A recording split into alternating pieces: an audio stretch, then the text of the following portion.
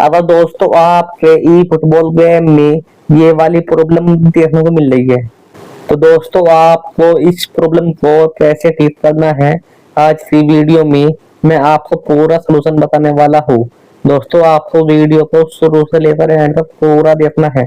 यदि आपने video skip कर दी तो आपकी प्रॉब्लम सॉल्व नहीं होने वाली है।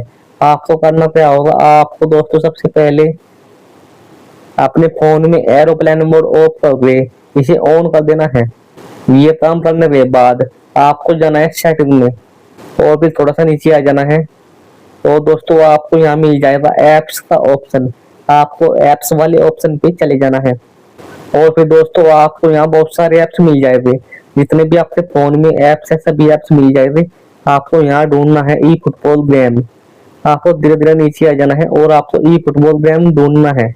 दोस्तों आपको यहाँ मिल जाएगा ई फुटबॉल गेम, आपको ई फुटबॉल गेम पे जाना है और फिर आपको सबसे नीचे आ जाना पीले डाटा पे। इस पे जाने के बाद आपको यहाँ से पीले पे कर देना है और फिर प्रोसेस स्टॉप पे जाके इसे यहाँ से ओके कर देना है। ये काम करने के बाद आपको जाना है डाटा यूसेज पे और यहाँ से मोबाइल डाटा ऑफ करके इसे ऑन कर देना है। फिर आपको बैक करना है और फिर आपको करना क्या होगा, आपको जाना है प्ले स्टोर में और फिर सर्च बार में जाके आपको यहाँ सर्च करना है ई फुटबॉल।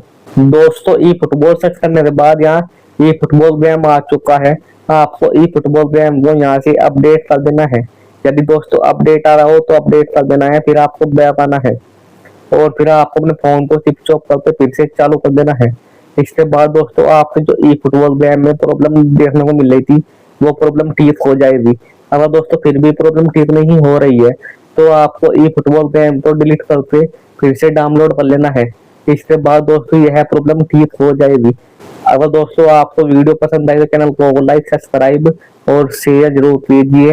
दोस्तों मिलते हैं नेक्स्ट वीडियो में, जब तक बाय, धन्यवाद दोस्तों।